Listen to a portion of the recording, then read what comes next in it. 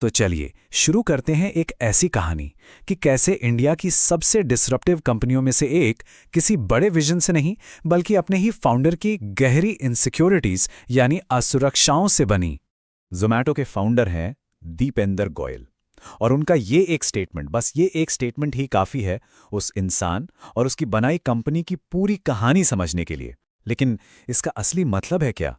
देखिए, उस कोट को ठीक से समझने के लिए ना सबसे पहले उस बचपन में जाना होगा।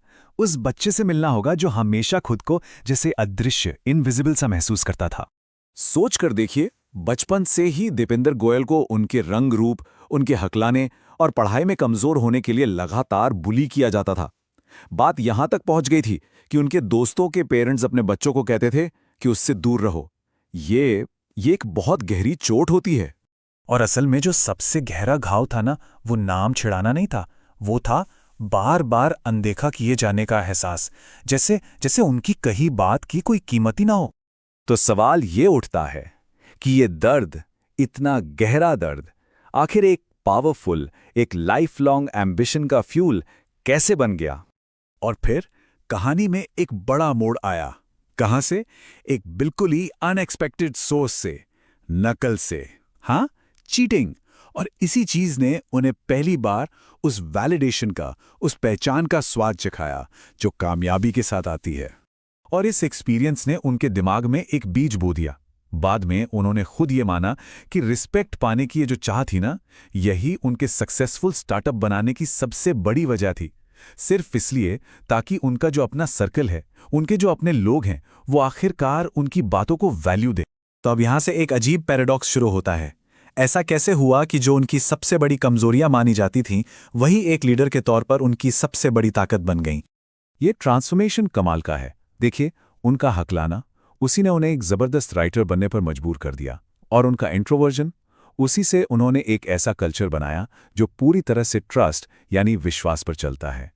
और इसी पर्सनल ऑपरेटिंग सिस्टम से ज़ोमैटो में एक बहुत ही अलग, बिल्कुल हटके और हाँ, अक्सर विवादास्पद यानी कंट्रोवर्शियल लीडरशिप फिलॉसफी पैदा हुई। वो क्वार्टरली गोल्स जैसे ट्रेडिशनल मैनेजमेंट टूल्स को, आप जानते हैं, उनको बिल्कुल नहीं मानते। उनका कहना है कि ये सब चीजें लोगों के पोटेंशियल को सीमित करती हैं, लिमिट करती हैं। इसके बजाय उनकी बस एक सीधी सादी डिमांड है, अपना एब्सोल्यूट बेस्ट दो, दैट्स इट। और ये पूरी फिलॉसफी उनके ओनर माइंडसेट वाले कॉन्सेप्ट में साफ दिखती है। मतलब कंपनी को नौकरी नहीं, अपनी जिंदगी समझो। उनकी सीनियर टीम से हमेशा एक अर्जेंसी, एक जुनून की उम्मीद की जाती है। लेकिन इस अनोखे सिस्टम का असली इम्तिहान, इसका अल्टीमेट टेस्ट कोविड-19 पैंडेमिक के टाइम हुआ। वो एक आग का दरिया था जिसने इस सिस्टम को उसकी हदों तक पुश कर दिया। हालत इतनी खराब थी कि रातों रात सारा रेवेन्यू खत्म हो गया और ज़ोमैटो के बैंक अकाउंट में सिर्फ 45 दिन का कैश बचा था।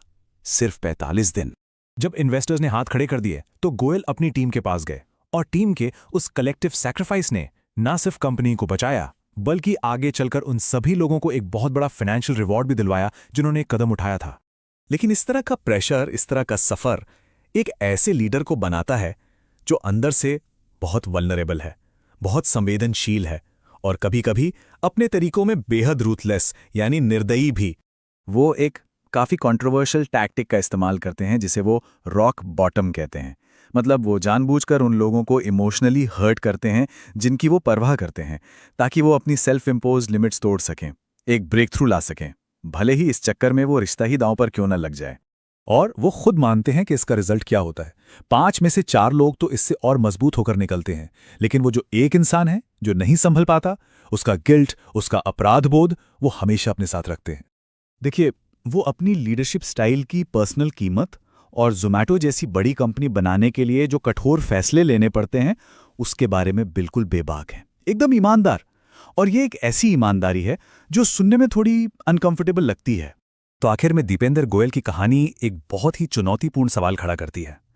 क्या कुछ रेवोल्यूशनरी बनाने के लिए संवेदनशीलता और निर्दयता, वल्नरेबिलिटी और रूथलेसनेस का ये कॉम्प्लेक्स, ये अजीब सा मिश्रण जरूरी है? क्या ये दुनिया बदलने की कीमत है, या ये एक चेतावनी है?